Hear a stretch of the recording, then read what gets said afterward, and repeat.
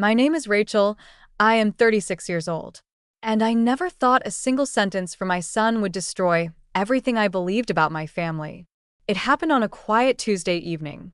We had just come back from the grocery store.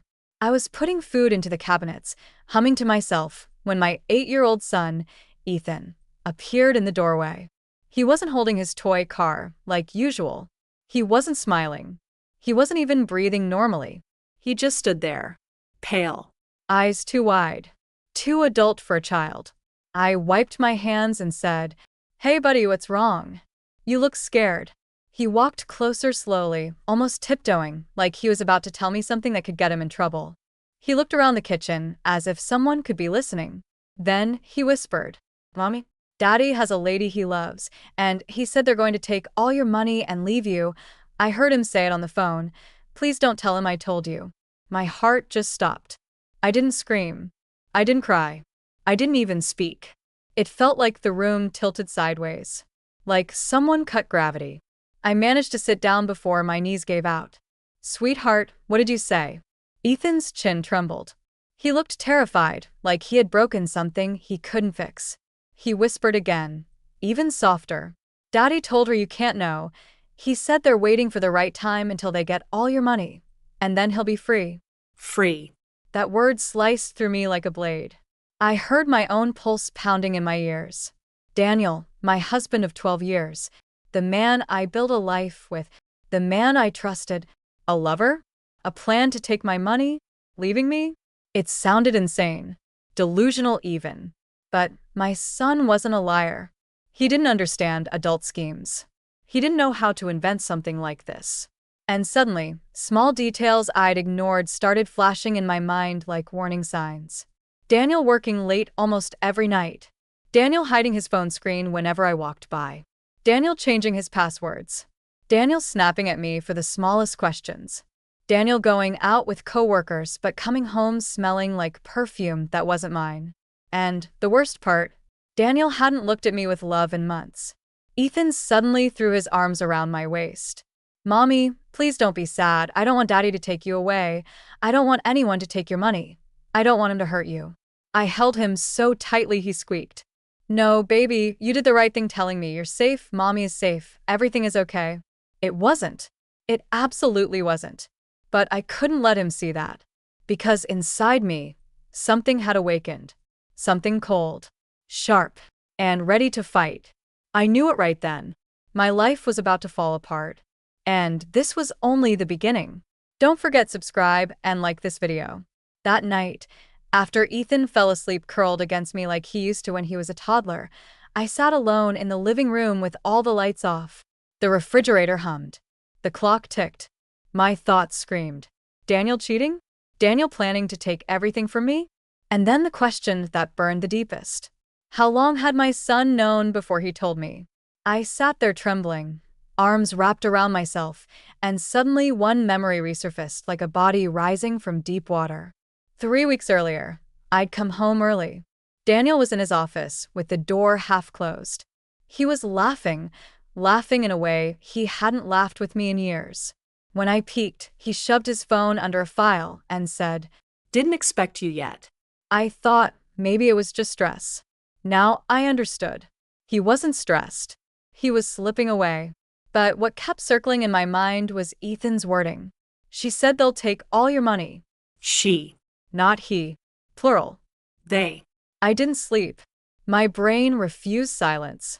Because that one word, they, meant something else was happening. Something bigger. Something coordinated. The next morning, I dropped Ethan at school and drove straight to my sister Mia's house. Mia was blunt, instinctive, and allergic to bullshit. She opened the door and took one look at me. "What did Daniel do?" I told her everything. Every detail, Ethan whispered. Every suspicion. Every moment I had ignored. She didn't gasp. Didn't interrupt. Didn't say, "Are you sure?" She just nodded slowly. "Rachel, I knew something was off with him. I told you, remember? When he started getting all dressed up for work dinners? I told you he was playing you." I buried my face in my hands. Why didn't I listen? Because you trusted him. And trust makes fools of all of us. Then she asked something that made my stomach twist. Rachel, has Daniel ever asked about your inheritance lately? I froze. My mother passed away 3 years ago and left me a decent amount, savings, her old house in Ohio, and a small trust fund that activated when I turned 35. Daniel knew about the house. He did not know about the trust fund. At least I thought he didn't. Rachel, Mia said quietly. I think he knows. My mouth went dry. How? Mia swallowed. Because someone at the law office where I used to work, they mentioned Daniel called asking questions about family assets. They thought you knew. It felt like the floor cracked under me. So, Ethan didn't just overhear a lover. He overheard a plan. And then, as if the universe wanted to snap the last thread holding me together, my phone buzzed. A message from an unknown number. It was a single sentence. You should check Daniel's bank statements. My hands shook so hard, I almost dropped the phone. Who sent this? How did they know? Why now? I opened my banking app, switched to Daniel's shared accounts, and scrolled. And there it was. Transfers. Regular ones. Always under $900, just low enough to avoid automatic review. All sent to the same woman. C. Turner. I felt my heart collapse inward. It wasn't just an affair. It wasn't just emotional betrayal. It was financial. Strategic. Planned. But the worst part? The name Turner hit me with a jolt. Because the school secretary, the woman who always gave Daniel too long a smile during parent meetings, her last name was Turner. And suddenly, like a flashback reel in my mind, I saw her clearly. Her hand brushing Daniel's arm. Her giggling at his jokes. Her saying, Daniel is such a devoted father. She wasn't just flirting. She was his lover. She was the one Ethan heard. But why would they want my money? Why would she care? Unless, I felt cold sweat run down my back. Unless Daniel had convinced her that he was the victim in our marriage. Unless he told her he deserved my assets. Unless he promised her a new life once he got free. Unless she was helping him. I didn't know which truth was worse. That my husband wanted to leave me, or that he wanted to destroy me first. Mia stood up abruptly. Rachel, listen to me. This goes deeper than cheating. This is manipulation, fraud, maybe even coercion. You need to get ahead of him before he gets ahead of you. Before I could respond, my phone buzzed again. This time from Daniel. It said, Dinner tonight, we need to talk. My blood froze. Mia grabbed my hand. Do not go alone. Whatever this is, it's already bigger than you think. She was right. Because that same afternoon, while I was still shaking, the second twist hit. The parallel story I didn't see coming. When I picked Ethan up from school, his teacher pulled me aside with a tight expression. Rachel, we found something in Ethan's notebook today. My stomach dropped. What is it? She hesitated, then handed me a page torn from his journal. It was a drawing. A house split in half. A man walking away with a woman holding his hand. A child crying behind a window. Written under it, Daddy says Mommy won't have a home soon. I felt like screaming. Ethan wasn't just overhearing conversations. He was witnessing a conspiracy. A real one. A coordinated one. A cruel one. And, tonight, Daniel wanted to talk.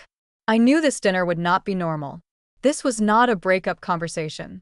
This was not an apology. This was Daniel making his move. And I needed to be ready. Because whatever came next would change everything. I spent the rest of the afternoon in a fog. Daniel's message sat on my phone like a live grenade. Dinner tonight, we need to talk. Those 6 words felt like the beginning of something irreversible. Mia insisted on staying with me until it was time to leave. She paced my living room like a guard dog. Rachel, you're not walking into this blind. You'll record everything.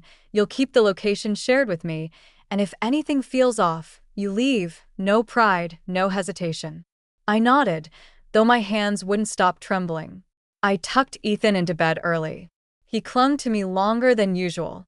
Mommy, he whispered. Did I do something bad? Is Daddy mad? My heart tore open. No, baby, you did the bravest thing. Daddy isn't mad at you. Daddy loves you. The lie came easily, too easily. I kissed his forehead and walked out of his room like a ghost. At 7:30, I drove to the restaurant Daniel chose. Not our usual place. Not somewhere cozy or familiar. It was a high-end restaurant downtown, the kind where everything echoes and the lighting makes everyone look colder. He was already there, sitting at a table in the back.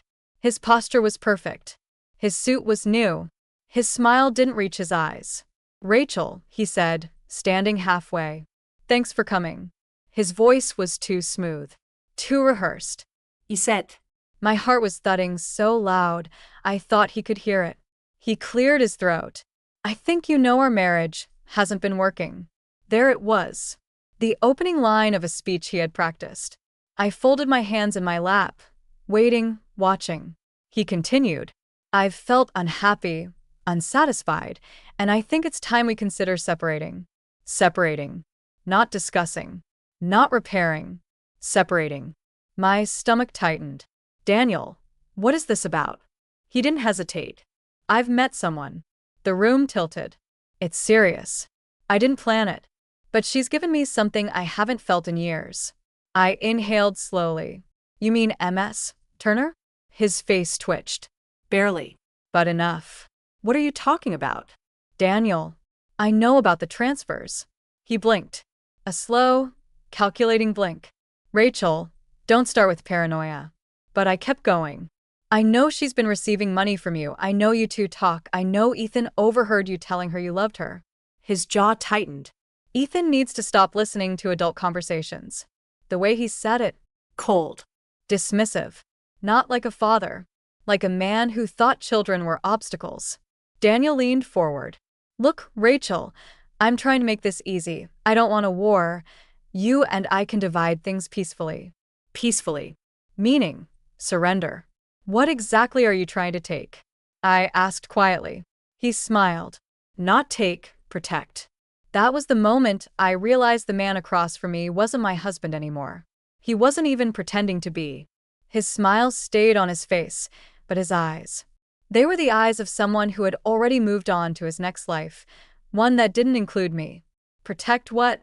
I asked. Daniel sighed with theatrical disappointment, like a parent explaining something to a stubborn child. "Rachel, you're not smart with money. You never have been. Your inheritance? The house in Ohio? The savings? If you keep handling things the way you are, everything will be gone in 5 years." My blood ran cold. My inheritance. He did know. How? I whispered. Daniel's smile widened. "You leave too many papers around the house." He was lying. He said it too quickly, too smoothly. Someone told him. But who? Before I could piece it together, Daniel kept talking. "I'm offering you a fair solution. I'll manage the assets. You'll keep the house and alimony. We'll make it clean and easy." Translation. He wanted everything. And he thought I was too weak, too emotional, too fragile to fight back. "Daniel, why are you doing this?" "Because I'm done living a life that doesn't make me happy." He said it so casually, as if he hadn't just destroyed a family. I clenched my hands under the table. "And what about Ethan?" I asked. Daniel shrugged. "Kids are resilient, he'll adapt." Something inside me snapped. Not loudly. Not dramatically. Quietly. Like a thread breaking. I leaned in. "Daniel, I know you planned this." His eyes flickered. "I know Turner is involved. I know about the money. I know about the conversations Ethan overheard. And I know you're trying to set things up so I look unstable." The moment I said it, Daniel went still. He didn't blink. He didn't breathe. So you've been imagining things again," he said finally, and here I thought we moved past that phase. There it was. His real weapon. Not cheating. Not manipulation. Not stealing. He wanted to use my mental health against me. Just like in all the old stories. The ones where the wife becomes hysterical, irrational, unfit. Daniel lowered his voice. "If this goes to court, Rachel, you know they'll side with me. I have a stable job. I have witnesses who can testify that you've been fragile." My heart pounded with rage. Witnesses. Turner. Maybe even people at the school. He had built a case. A narrative. A trap. But before I could respond, the server walked over and handed Daniel a small envelope. "Sir, someone left this for you," at the front desk. Daniel frowned. Who? The server shrugged and walked away. Daniel opened the envelope lazily, then froze. A photo slid out. A grainy picture, taken through a window. Turner and Daniel kissing. In her office. During school hours. I saw all the blood drain from his face. What is this? He hissed. That's when my phone buzzed. A message from an unknown number. I told you to check the bank statements. Now check the timestamp on that photo. My hands shook as I tapped. The timestamp was 2 months earlier. Daniel had lied about the timeline. Lied about when it started. Lied about everything. He looked at me like I had set him up. You did this? You hired someone to follow me? I stared at him. Daniel, if I had hired someone, you'd be in much deeper trouble. His mouth twitched, realizing I was telling the truth. So, who sent the photo? And then suddenly, everything clicked. There was only one person Daniel trusted enough to brag to. One person who would know exactly when he visited Turner's office. One person who already hinted at things without telling me directly. Someone who felt guilty. Or angry. Or both. Mia. My sister. I didn't know why. I didn't know how. But I knew. Daniel stood abruptly. This dinner is over. He grabbed the envelope, stuffed the picture inside, and stormed out of the restaurant. I didn't chase him. I sat there, breathing in the silence he left behind. Because now I understood. Daniel wasn't just cheating. He wasn't just stealing. He wasn't just planning to leave. He was planning to erase me. Legally. Financially. Emotionally. And now? He knew someone was working against him. The war had begun. When I walked outside, I saw Mia leaning against her car, arms crossed, staring at me with eyes that said she already knew everything. Get in, she said. We have a lot to talk about. And I did, because the deeper truth was only starting to unfold.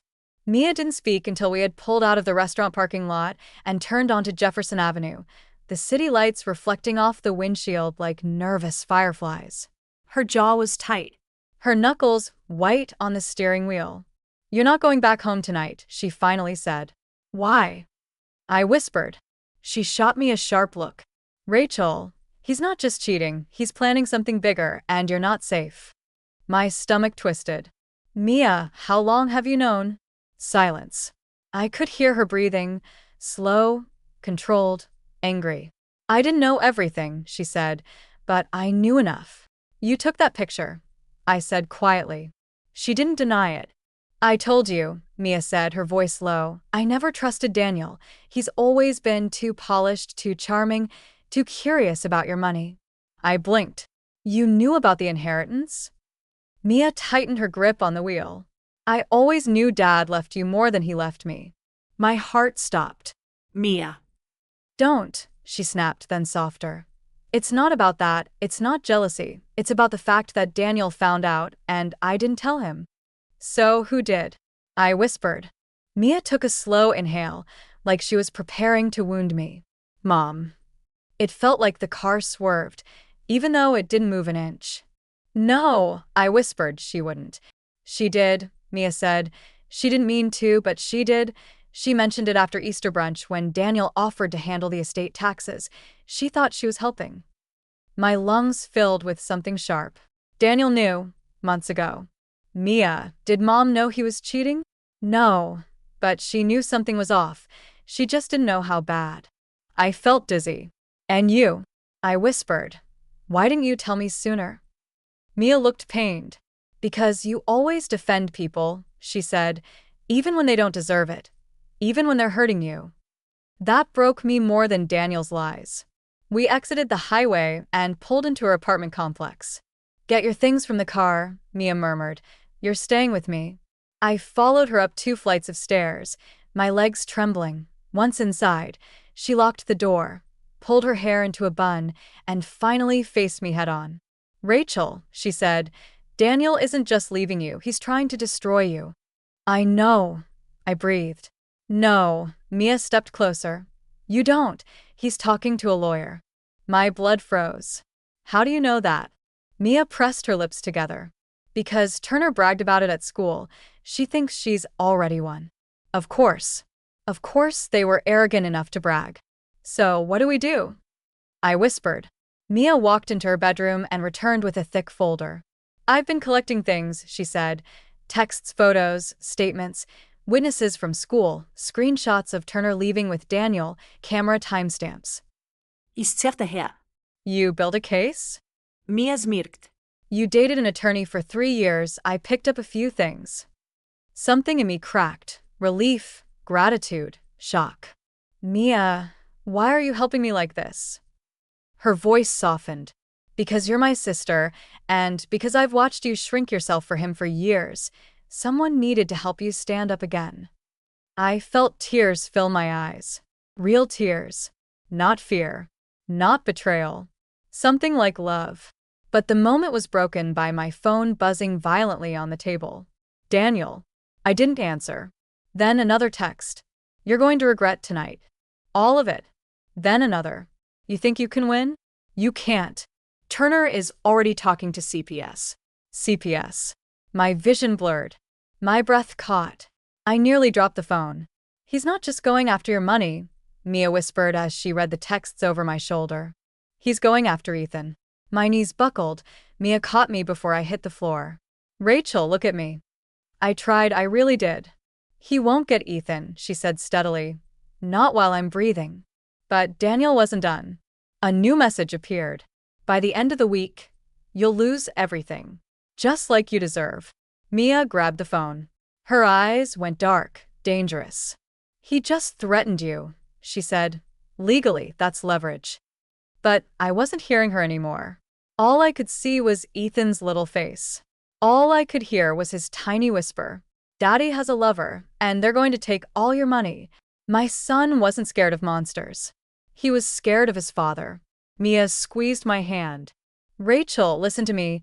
Tomorrow morning, we file everything: restraining order, emergency custody protection, financial freeze, cheating evidence, threats, emotional endangerment, all of it.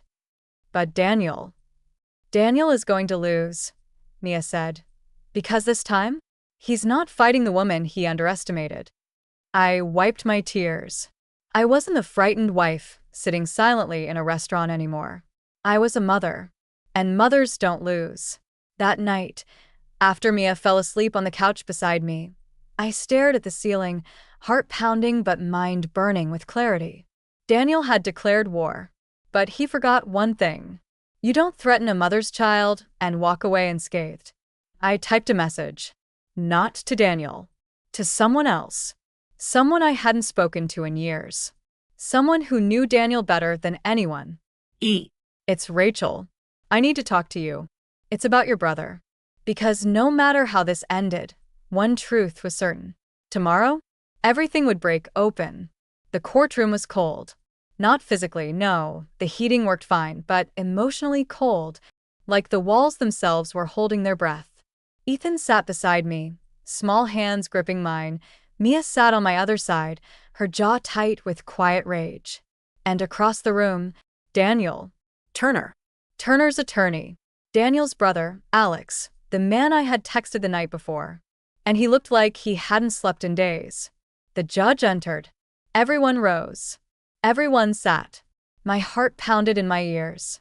This was it. Turner's attorney went first. Your Honor, Miss Turner is deeply concerned about the child's safety. She witnessed instability, emotional volatility, and potential neglect. I closed my eyes. Here we go. The judge turned to Turner. Miss Turner, what exactly did you witness? Turner smoothed her hair, pretending to be composed. I saw Rachel scream at her son. She threw things. She told him to. Objection, Mia whispered to my attorney, and he rose immediately. Your Honor, we have video evidence contradicting every word. The judge nodded. Proceed. My attorney pressed play. On the courtroom TV. Turner. In my house.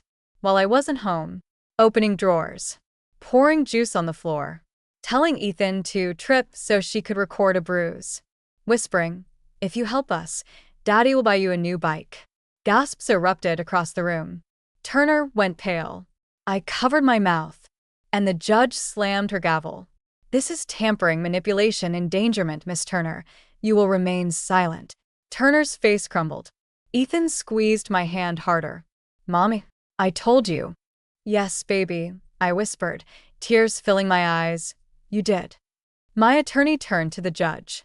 Your Honor, may we call our next witness? Alex Williams. Alex, Daniel's brother, stood. Daniel stiffened. Turner's eyes widened.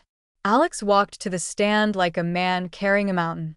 Mr. Williams, my attorney began, did your brother ever mention financial issues? Alex swallowed. Yes. What kind? Alex's eyes burned with shame. Debt, illegal debt. The room froze. He continued, my brother owed $180,000 to people you don't owe money to unless you're desperate. Daniel shot up. Alex, shut up. The judge slammed her gavel. Sit down. Alex continued. He planned to use Rachel's inheritance to clear the debt. He told Turner they needed to file for sole custody so the court would force financial disclosures and she could claim emotional instability, he said, and I quote. Alex inhaled deeply. Rachel is soft. She'll break. She'll give me anything to keep her son. My vision blurred. The courtroom gasped. Daniel's face collapsed into something between fury and panic. He's lying. He's doing this because he hates me. But Alex didn't look away. You're my brother, he said quietly, and I'm ashamed of you. My attorney stepped forward. Your Honor, we have one final piece of evidence. He pulled out a small USB. This is an audio recording. Daniel's attorney shot up. Objection. Possibly obtained illegally. It was sent voluntarily, my attorney replied. By Turner, last night. The judge raised a brow. Play it. The audio crackled. Then Turner's voice. Daniel, I don't understand why we can't just tell her the truth. Daniel's voice. Because she'll use it against me. You don't get it. If the court finds out, I'm done. Turner. About the money? Daniel. About Ethan. The courtroom held its breath. Turner. He deserves to know. Daniel. He's not even mine. My body went cold. Absolutely cold. My heart stopped. My lungs stopped. Everything in me stopped. I heard Mia's breath hitch beside me. I heard my attorney whisper, Jesus Christ. I heard Ethan whisper softly, Mommy.